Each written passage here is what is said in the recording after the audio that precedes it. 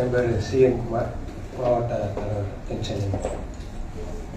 நீங்கள் நாடகம் இயக்கியிருக்கீங்க, நாடகத்தில் நடிச்சிருக்கீங்க, சிறுகதை கதைகள் எழுதுறீங்க. உங்களுடைய பாடல்கள் சில பாதிப்புகளை ஏற்படுத்தியிருக்கிறது. உங்கள் பாடல்களை பாடியவர்கள், அந்த பயணம், அதனுடைய அனுபவங்கள்.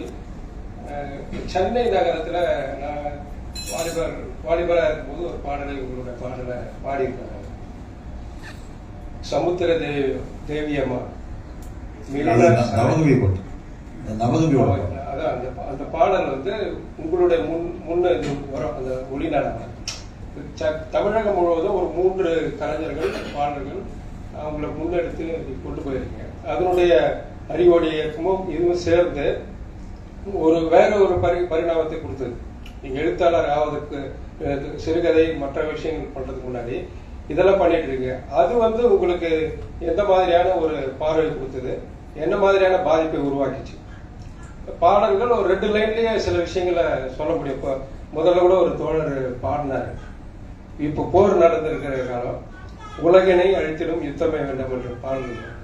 இந்த பாடல்கள் என்ன பாதிப்பை உருவாக்கியது? அறிவியல் இயக்க பாடல்கள் என்ன மாதிரியான பாதிப்பை மக்கள் மத்தியில இல்ல தோழர்கள் மத்தியில உருவாக்கிச்சு? இல்ல, நான் ஒரு பெரிய பாடலாசிரியர்லாம் இல்ல.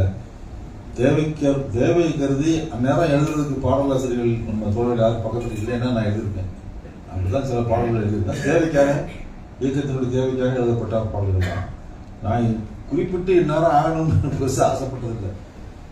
எழுத்தாளன் ஆகுறதுமே வந்து ஒரு தற்செயலான நிகழ்வு தான்.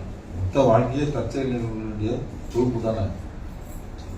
ஏங்கல்ஸே சொல்லுவார், இடையறாத தற்செயல் நிகழ்வுகளின் ஊடாகத்தான் இயக்க விதிகள் இயங்குகின்றன சொல்லுவார். இடையறாத தற்செயல் நிகழ்வுகள் தான். அப்படிதான் பாட்டு எழுதுனதும் ஒரு தற்செயல் நிகழ்வு தான். அது மாதிரி பாடல்களுக்கு வந்து ஒரு மிகப்பெரிய தேவையும் பலமும் பூவும் இருக்கு. நீங்க வந்து திரைப்பட பாடல்களை, பழைய பாடல்களை இப்போ கேட்காத தலைமுறை உண்டாங்க. நீங்க சூப்பர் சிங்கர்லாம் அவ்வளோ பேர் பார்க்குறாங்க. அதே மாதிரி சரிகமப்பான்னு 100 சேனல் ஆரம்பிச்சிட்டாங்க. எத்தனை சேனல் ஆரம்பிச்சாலும் அத்தனை சேனல்லையும் நம்ம மக்கள் போய் கேட்குறாங்க. பழைய பாடல்களை கேட்கறதுங்கிறது வந்து அது பாடல் வரிகள், அந்த இசை, அது மட்டும் இல்லை விஷயம் இல்லை. தங்களை அந்த வயதை கொண்டு வைத்துக் கொள்கிறார்கள். கேட்குற மக்கள் வந்து தங்களை அந்த 1950 வந்த பாட்டுனா 50ல் போய் தங்களை வச்சுக்கிறாங்க. அந்த காலத்தில் நம்ம பாட்டு கேட்ட போது இருந்த மனநிலைக்கு அது கொண்டுட்டு போகுது. பாடல்களுக்கு அது ஒரு மிகப்பெரிய பலம் இருக்கு. இந்திய சினிமா வந்து ஏன் பாட்டை விட மாட்டேங்குது? அதுக்கு ஒரு அவ்வளோ பெரிய எஃபெக்ட் இருக்கு. உலகத்தினுடைய எல்லா திரைப்படங்கள், நாட்டு திரைப்படங்களையும் பாட்டு கிடையாது. இந்திய சினிமான்னு அது பாட்டுகளோடு இருக்குங்கிறது ஒரு அடையாளமாக இருக்கு. அது இன்னைக்கு வரைக்கும் நம்ம அது விடாப்படியே வச்சுக்கிட்டு இருக்கோம். பாட்டுக்கு அவ்வளோ எஃபெக்ட் இருக்கு. அறிவியல் இயக்கத்திலையும் பாடல்களுக்கு மிகப்பெரிய பங்கு இருக்குது. மக்கள், குழந்தைகள் எல்லாம் பின்னாடி பாடுவாங்க. நம்ம கலைக்குழு ஊர் போன பிறகு அந்த ஊர்ல பல மாதங்களுக்கு இந்த பாட்டை அவங்க மக்கள் பாடிக்கிட்டு இருக்காங்க. அதுல சில குழந்தைகள் எக்ஸ்பர்ட் ஆகும். அவங்க வந்து அப்புறம் அடுத்து நடக்கிற அறிவொளி கூட்டத்தில் நான் அறிவொளி பாட்டு பாடுவாங்க. அது அப்படியே அது ஒரு பெரிய அலை மாதிரி அந்த பாடல்கள் வந்து போயிட்டே இருக்கும். அதுக்கு ஒரு என்ன, இடதுசாரி கலை இலக்கியம் வரலாற்றை யார் எழுதினாலும் பாடலாக தான் ஆரம்பிச்சாங்க. ஜீவா எழுதிய பாடல்கள் தான் இடதுசாரி கலை இலக்கியத்தின் வரலாற்றினுடைய துவக்க புள்ளி. அதுதான் கோயம்புத்தூர் ஸ்டாண்ட்ஸ் மில் தொழிலாளர்களுடைய ஸ்ட்ரைக்கை ஒட்டி ஜீவா எழுதிய பாடல் தான் அந்த காலுக்கு செருப்பும் இல்லை, கால் வைட்டு கொடுமில்லைங்கிற பாடல் வந்து ஜீவா ஸ்ட்ரைக்கை ஒட்டி எழுதின பாடல் தான். அப்போ அந்த காலத்தில் அவர் ஜீவா பாடல் எழுதுவார். அவர் வந்து அதை இசைமீது பாடுவாங்க.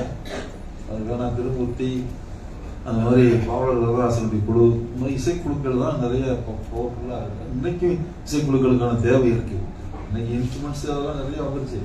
அது கேட்டு பழகிய காதுகள் இருந்தாலும் கூட பாடல் வந்து எஃபெக்டிவா இருந்தா மக்கள் கேட்கறாங்க. ஒரு தபேலா வச்சு கூட கேட்பாங்க.